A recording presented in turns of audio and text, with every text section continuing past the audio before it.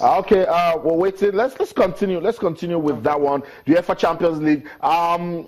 Another fairy tale story. Atletico got onto this one with so much promise. 2 points. Under 30 minutes, Joseph, they scored 2 goals, but they couldn't just hold on to it. Real Madrid came back. Yeah, that's one thing. Real has always had it in them, the ability to do that.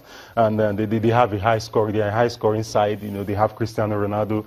You know, I was just checking through the data and the statistics the other day. I realized that, you know, there was so much confluence of results against Atletico. It will always be a very difficult task to beat Real convincingly at the Vicente Calderon, because this is I mean, earlier in the season they met in the league, it was 4-0. Real won 4-0. But Joseph, I feel they didn't just believe enough, because if before the 30th minute you get to score 2 goals, you lost 3-0 in the first leg. First half, you already have 2 goals. Just lock it up, because if you see the goal they conceded, they gave too much respect to Benzema. Everybody wanted to touch him, throw body, and it just, you know, he found Isco and Isco scored.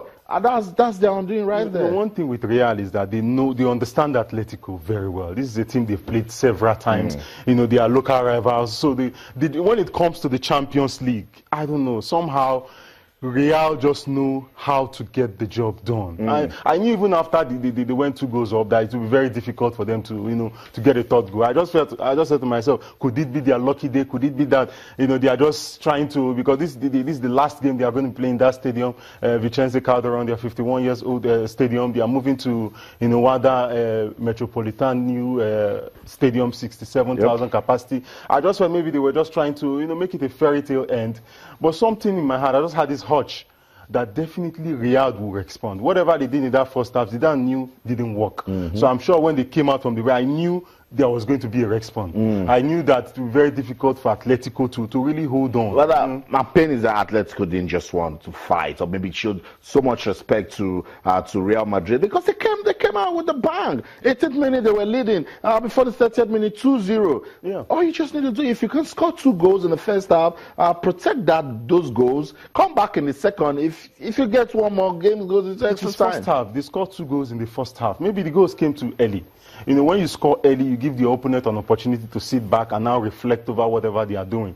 I knew Real would respond. I knew that it would be very difficult for Atletico, even if I'm sure they locked up that first half. But when the second half came, they needed to get a 3rd goal. That 2-goal lead was not enough. They had to get a 3rd goal. And not just that, maybe a 4th goal. And you know, Real, they have it. They have Cristiano Ronaldo. They understand Atletico very well. They knew at some point Atletico would snap. And immediately, if it had not been true, the way the result came, the goal came, it would have been through other means. But I just knew that Atletico had to be extra careful, because Real had what it takes to be able to respond to a 2-goal situation. And they showed champion stuff right there. So is Juve versus Real Madrid in the final. Where are you putting your money? Well, quite frankly, I would say Juve. I would say Juve, because if you look at the Juventus team, it's almost as if it is set up to win the Champions League. In spite of the fact that they've won the Scudetto for close to more than 5 times, you realize they keep signing experienced players, you know, keep improving the team. The team has not gone down. They lost Pogba, they brought in Pjanic, you know, they brought in Alves. You really look at the team, it's made up of veterans. You know, 4 World Cup, 4 winner. We have the Italian wall right there. Exactly. You know, the Bazzagli, you know, Chiellini, Bonucci, you know, Sandro, you have Alves. So there's a lot of experience. And Buffon, a lot of experience on their side. You would say Real, they have it all. I mean, you can't bet against Real. Because the way you were going, you were sounding like Juve is going to win. No. The thing is, it's not going to be a straightforward thing. Okay. It's not going to be a straight. Of course, Real would have a lot to say about this. I mean, they are the defending champion, and they've proven that they have the nerve to be able to do this again. And they are obsessed with winning the Champions League. I don't know.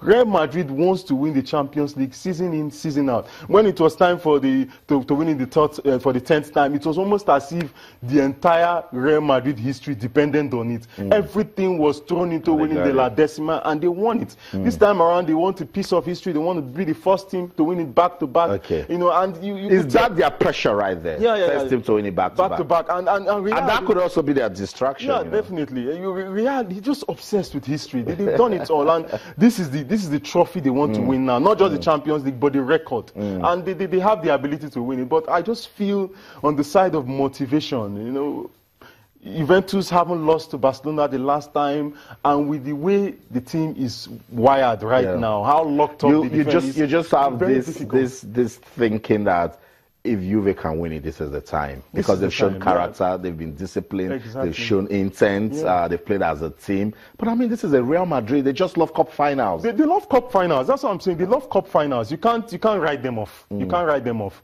Definitely, they want to win this trophy back to back. But I just feel Juve, as you said, they are condemned to winning. If they want to win it, this is the time to win it. And quite unfortunately, they're up against Real Madrid. I mean, Real Madrid. They are going to come at them with everything they have. They have an experienced manager who was a former Juve player, Zidane. Even the last time, so they have it. It's going to be a cracker, quite frankly. It's an ideal final. So we are on live TV, and you have a chance to say, we'll win this year's UEFA Champions League. Which team do you think will win? Interesting, I must say. I think I would gravitate more towards Juventus. For me,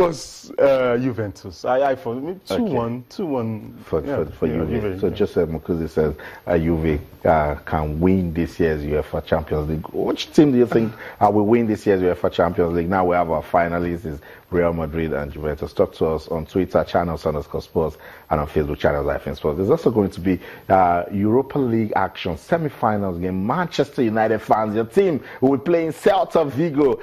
What do you think will happen in that one? We shouldn't be expecting other Jose tactics because lately the game is going to Rashford and he seems to be doing it. Yeah, I don't think I want to be careful about this.